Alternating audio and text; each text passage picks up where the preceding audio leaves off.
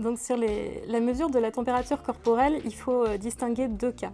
Le premier cas, c'est l'aspect individuel. Donc ça s'appelle l'autosurveillance, c'est le fait de surveiller sa température corporelle quotidiennement quand on pense avoir été au contact d'une personne malade, quand on pense avoir peut-être été infecté par le virus, ou quand on a des signes évocateurs d'une infection par le virus. Donc là, c'est la prise de température quotidienne qui nous permettrait de déceler en anticipation un début de fièvre, donc à partir de 38 degrés le matin, la mesure du matin.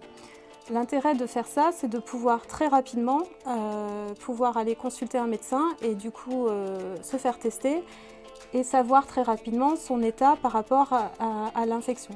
Et notamment si le test dit qu'on est positif au virus, ça va permettre de mettre en place, encore une fois très rapidement, l'isolement pendant 14 jours et donc de casser la potentielle chaîne de transmission ensuite du virus vis-à-vis de ses collègues, vis-à-vis de son entourage.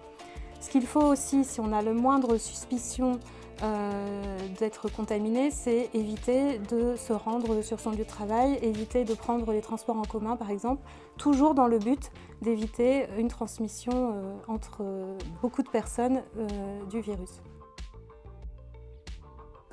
Le deuxième cas, ça concerne les dispositifs collectifs qui permettraient de prendre la température corporelle des agents ou des visiteurs à partir du moment où ils rentrent dans un bâtiment avec des bornes de détection de la température corporelle.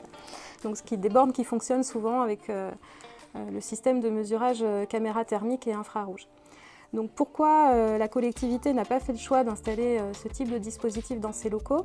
Il y a trois raisons en fait. C'est parce que premièrement, ces appareils de mesure restent peu fiables à l'heure actuelle, avec une mesure de température qui est encore sujette à caution avec la technologie qui est employée.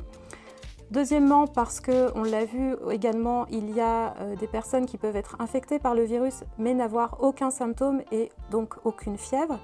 Et le troisième argument principal, c'est qu'il peut y avoir des médicaments qui vont masquer la fièvre.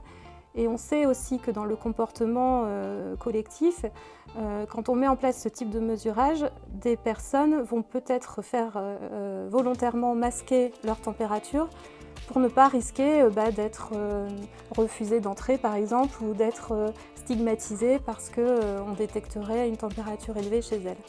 Donc pour toutes ces raisons, on n'a pas mis en place ces systèmes-là. Il y a aussi des questions d'éthique et de traitement des données personnelles.